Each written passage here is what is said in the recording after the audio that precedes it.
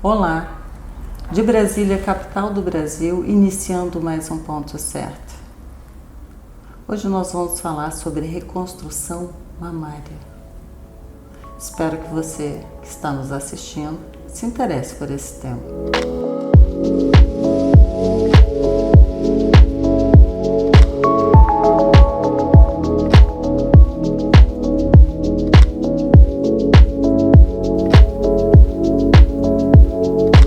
Quem vai nos falar sobre reconstrução mamária é o Dr. Ognev Kozak, cirurgião plástico em Brasília e presidente da Associação Médica de Brasília. Seja bem-vindo ao Ponto Certo. Muito obrigado pela oportunidade de estar aqui com vocês. Nós estamos em pleno outubro, onde a gente chama de Outubro Rosa, a dedicação e a concentração para chamarmos a atenção das mulheres e das famílias da importância da busca do diagnóstico precoce para o tratamento do câncer de mama. E a cirurgia plástica é uma das últimas etapas do tratamento dessa doença terrível que abala todo o esteio da casa, né, que a mulher não deixa de ser o esteio principal de uma família. E em função disso, a gente quer chamar a atenção para que as mulheres não deixem de fazer os seus exames para detecção precoce da doença. Quanto mais cedo a doença é detectada, maiores são as chances de cura e a chance de ter uma vida normal e aquela doença passar até desapercebida com o mínimo de trauma possível.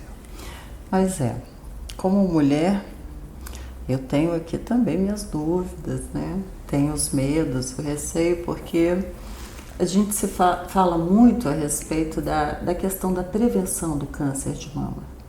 Mas essa etapa posterior ao diagnóstico, né, quando já vem o diagnóstico do câncer de mama, eu acho que é uma preocupação muito grande. Eu acompanhei algumas mulheres, por exemplo, eu tenho uma prima que teve câncer de mama, e esse momento de fazer a cirurgia foi um momento assim muito difícil para ela. Eu gostaria de começar por esse ponto. Vamos falar a respeito dessa construção? Perfeito. Uma vez diagnosticado o câncer de mama, o diagnóstico é baseado num tripé de exame físico, exames de imagem e exames de biópsia.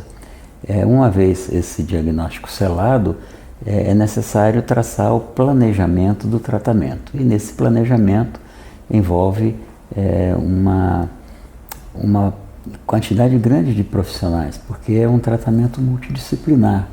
Ele é feito através da oncologia clínica, da oncologia cirúrgica, do mastologista, entra no planejamento o cirurgião plástico, porque a grande maioria das vezes, e é a situação ideal, é que se faça a reconstrução mamária ou a recomposição da mama no mesmo momento do tratamento, ou seja, do tratamento cirúrgico, ou seja, a reconstrução imediata, né? E o tratamento da quimioterapia pode anteceder ou ser depois da cirurgia, depende de cada caso, depende da indicação clínica de cada paciente, que cada paciente tem.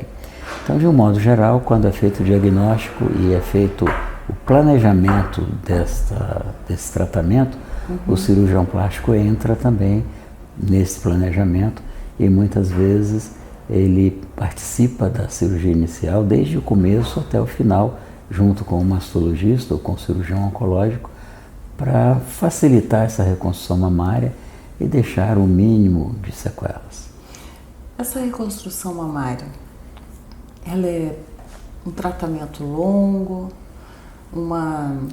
vamos dizer, após a reconstrução, passa-se muito tempo acamada, sem poder se movimentar, ou tem uma melhora, assim, vamos dizer, significativamente regular, talvez uma semana, 15 dias? A reconstrução ela pode ser feita de várias maneiras e de acordo com a gravidade de cada caso. Então vamos falar sobre esses casos aí. Vamos. Nós temos a cirurgia conservadora, que é indicada naqueles pacientes que têm tumores pequenos na fase inicial da doença e que o tratamento cirúrgico consiste na retirada de um setor da mama e não a mama inteira. É chamado de quadrantectomia ou setorectomia ou até mesmo de tumorectomia, ou seja, é uma redução, uma amputação de parte da mama. E aí a gente faz a reconstrução da mama, num planejamento conjunto, fazendo uma cirurgia de reconstrução com os tecidos remanescentes da mama, ou seja, aquilo que sobrou daquela ressecção. Então há uma redução da mama. É uma redução e a cirurgia plástica entra para fazer a plástica ou a recomposição daquela mama no mesmo momento, né? Uhum. E num planejamento conjunto para facilitar essa.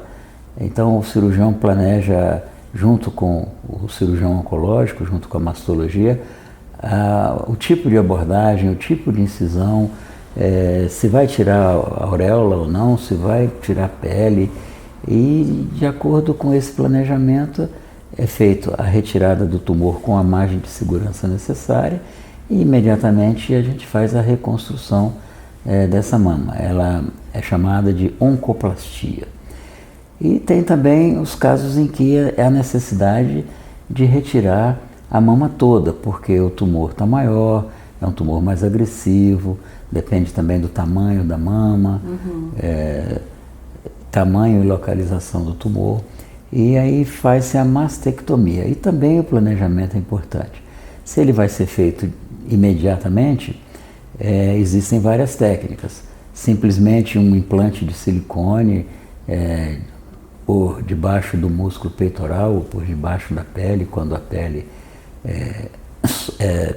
é preservada com auréola e mamilo e com um panículo adiposo adequado, cabe ali debaixo uma prótese diretamente com a reconstrução imediata. Pode ser submuscular, pode ser subcutânea e pode ser também com o uso de algumas técnicas complementares, como matriz dérmica e outras alternativas técnicas. Agora eu fiquei com uma dúvidazinha aqui. Quando a mulher tem um câncer só em uma mama, que vai fazer, vamos dizer, essa que faz parte com relação à redução da mama, é também feito a cirurgia na outra mama para que não fique desigual? É muito comum e é fundamental a cirurgia de simetrização. Ela pode ser feita no mesmo tempo e ela pode ser feita num outro tempo posterior, porque muitas vezes é necessário esperar o tratamento complementar do câncer, porque a gente faz a cirurgia, faz a reconstrução, mas a oncologia clínica tem a indicação ali para a garantia do tratamento, para melhorar a possibilidade de cura, de fazer uma quimioterapia, uma hormonioterapia ou até mesmo uma radioterapia. E aí, muitas vezes, é interessante a gente aguardar o resultado desses tratamentos e dar o tempo da acomodação daquela mama reconstruída. E alguns meses depois que terminar todos esses tratamentos complementares, fazer a cirurgia de simetrização, ou seja, intervir na mama do outro lado, que a maioria das vezes está sadia, ela não é doente, e fazer uma simetrização com a outra. Faz um procedimento cirúrgico para deixar ela o mais parecido possível com a mama que foi reconstruída. Agora, para a mulher que nos assiste e que talvez tenha que passar por um procedimento desse, podemos dizer para ela que é um procedimento assim mais tranquilo, sem riscos para a sua vida, que geralmente a cirurgia não tem um trabalho tão extensivo com relação a essa recomposição dela na saúde? Os estudos mostram que a reconstrução da mama imediata ou tardia, ela não interfere na mortalidade da doença. Normalmente, a cirurgia de reconstrução é uma cirurgia tranquila, ela não é uma cirurgia muito longa. Existem técnicas mais elaboradas que envolvem tecido do abdômen, tecido das costas e até mesmo usando microcirurgia, que usa retalhos do glúteo ou de outras regiões do corpo, de acordo com a indicação de cada caso. Mas mesmo as mais complexas não prolonga a internação por conta da reconstrução. O que define mesmo o tempo de internação é a própria doença. A grande maioria dos casos são operados e são liberados do hospital, tem alta para o domicílio com 24, no máximo 48 horas. E quando não dá para preservar o bico do seio? Aí é necessário fazermos a reconstrução também do complexo aureolo-papilar. Ele pode ser reconstruído com tatuagem, simplesmente, que é um procedimento bastante simples. E hoje, com a tatuagem, a pigmentação tridimensional, os resultados são fantásticos, né? Ele não tem a projeção do mamilo, mas ele tem a visibilidade tridimensional do mamilo. E tem as técnicas cirúrgicas que recompõem, inclusive, a projeção do mamilo, né? Existem várias técnicas, onde pode ser usado tecido da própria pele da mama ou enxertos de outras regiões do corpo, como o lóbulo da orelha, polpa digital do dedo do pé, pele da raiz da coxa para simular a auréola que tem uma coloração parecida. Existem várias técnicas para a reconstrução do complexo aureolo-papilar e muitas com resultados espetaculares, muitas vezes melhor até do que a pessoa tinha. Que interessante isso, eu já fiquei até animada. Porque às vezes a pessoa não tem um mamilo bem definido, é pequenininho, e quando faz a reconstrução ele fica mais vistoso do que o outro, e aí tem que fazer às vezes um procedimento no outro para fazer a simetrização, fazer um preenchimento. Aí também dele. entra a arte do cirurgião, também, né? Claro. Aí pode fazer uma pigmentação para dar mais vida naquele complexo aureolo-papilar, né? E normalmente essa etapa é uma etapa posterior, porque a gente tem que deixar acomodar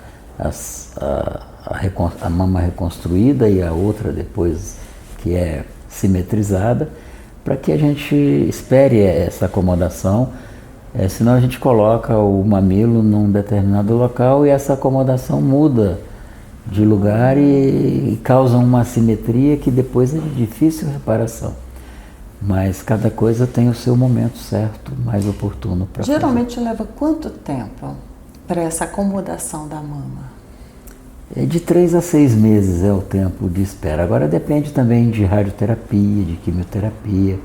Tem processos, tem protocolos de quimioterapia que são muito demorados, levam alguns meses.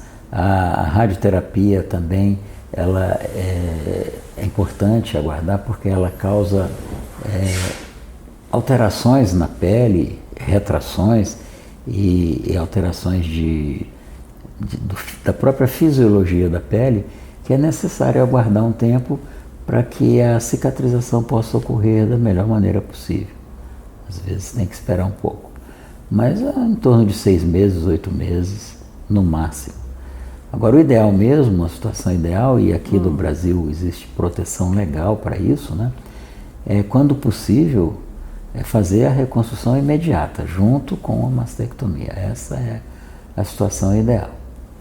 E o sistema brasileiro único de saúde, ele contempla essa reconstrução mamária? Contempla. A gente esbarra muito na falta de condições de fazer por outras razões, né? Não por causa da contemplação em si, mas por falta às vezes de vaga nos hospitais, de profissionais integrados, né? A equipe multidisciplinar atuando no mesmo hospital, mas normalmente os hospitais que cuidam do câncer de mama, do câncer de um modo geral, têm a equipe de reparação da cirurgia plástica, que trabalha de um modo integrado, né? Os hospitais especializados em oncologia normalmente têm essas equipes multidisciplinares. Então, quer dizer que a mulher que não tem condições financeiras de custear, não tem um plano de saúde que contemple, né, essa reconstrução, ela ainda pode ser realizada pelo SUS, né? Pelo Sistema Único de Saúde, porque tem inclusive proteção legal, né? O SUS é obrigado a dar esse tratamento. Agora, nem todo paciente pode ter esse tipo de tratamento, porque muitas vezes ela não tem condições para isso, condições físicas, condições clínicas. A própria doença muitas vezes já está avançada, então é necessário fazer a mastectomia, esperar o tratamento complementar e fazer a reconstrução tardia, que aí envolve um processo mais longo, mais demorado, mas que também traz excelentes resultados e que recupera a autoestima dessa mulher, a autoconfiança dela e volta ela de novo para a sua vida. A mama tem uma importância tão grande para a mulher, não só pela questão estética, mas também pela questão da feminilidade da mulher, pela questão do amamentar o seu filho, né, da maternidade. Eu acho que até mesmo mulheres que não são mães sentem esse empoderamento, né, de ter a mama. Nós estávamos conversando aqui um pouquinho antes e eu te falei a respeito de uma conhecida minha, né, uma amiga que é sueca. É um caso curioso. Isso, e que na Suécia não tem essa reconstrução pelo sistema deles de saúde, faz só mesmo a retirada faz da a mama, mastectomia, né? e o tratamento complementar. E o tratamento complementar de retirada do câncer. Mas eles oferecem a prótese externa. E ela passou por uma situação em que o apartamento dela pegou fogo. E ela, na hora, a única coisa que ela se lembrou de descer foi exatamente a prótese. Que era um bem precioso para ela, né? Exatamente. Para ver a importância, porque faz parte do corpo, né? Eu acho que qualquer órgão que você retirar vai te fazer muita falta. Sem dúvida. Mas a gente estava conversando também um pouco antes e você estava me falando a respeito das cirurgias que ficaram retidas, né? Essas eletivas aí durante a pandemia. Vamos falar um pouquinho? Vamos. É importante a gente falar sobre isso, porque a pandemia houve uma preocupação muito grande, até mesmo por falta de estrutura hospitalar em vários países, né? Uma preocupação muito grande de tratar a Covid e os hospitais foram direcionados exclusivamente para isso. E também o medo das pessoas de saírem à rua, de irem aos hospitais, de fazerem seus exames de rotina, com medo de contrair a Covid. A pessoa fazer uma cirurgia e pegar a doença que estava aí, gravíssima naquele momento, naquele momento extremamente grave, preocupante, né? Então houve uma demanda reprimida do tratamento de várias doenças, inclusive o câncer de mama. A realização dos exames de detecção precoce do câncer de mama, de próstata, de fígado, de pulmão, as doenças cardíacas e várias outras doenças ficaram, vamos dizer assim, em terceiro plano até, né? Nem segundo era.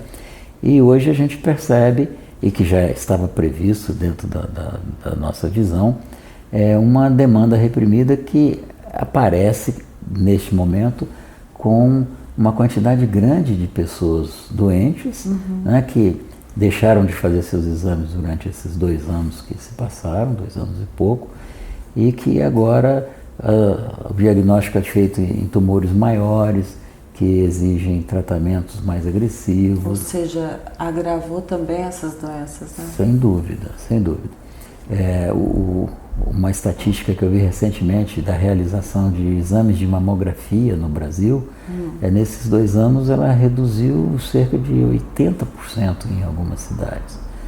Então eles passaram a ser feitos só naqueles casos em que a pessoa realmente já estava doente, já estava com a doença avançada, e sem dúvida que foi o medo da Covid, a retração e até mesmo a falta de disponibilização desses exames pelos hospitais em função da concentração na pandemia. Agora você estava falando sobre isso e me surgiu uma dúvida aqui. Com relação a esse exame, né, da mamografia. É mito ou é verdade que pode ser feito de 2 em 2 anos?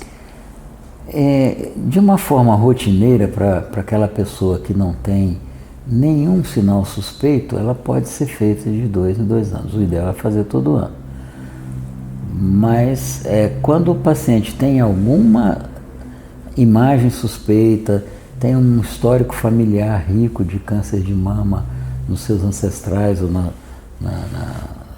nos seus parentes próximos, quando tem hábitos que também aumentam a probabilidade da doença, como obesidade, tabagismo, alcoolismo, diabetes, hipertensão, são situações de que cada pessoa carrega com ela, que pode aumentar a incidência do câncer de mama. Então, nesses casos, tem que diminuir esse tempo e muitas vezes fazer até de 6 em 6 meses.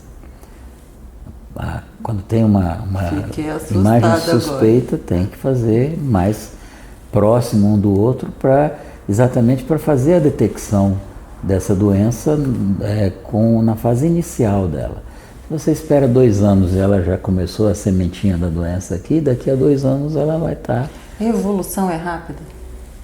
Tem caso que evolui muito rápido e tem caso que evolui muito lento. Então, na fase inicial ela é muito lenta. Depois de um determinado momento, ela evolui muito rápido. Então, um tumor para chegar a 1 centímetro de diâmetro, estima-se que ele leve aí 3, 4 anos. Mas para ele pular de 1 centímetro para 2 ou 3, pode levar alguns meses.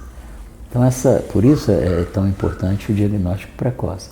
Então, se a pessoa tem alguma suspeita em alguns dos seus exames, os exames são vários, né?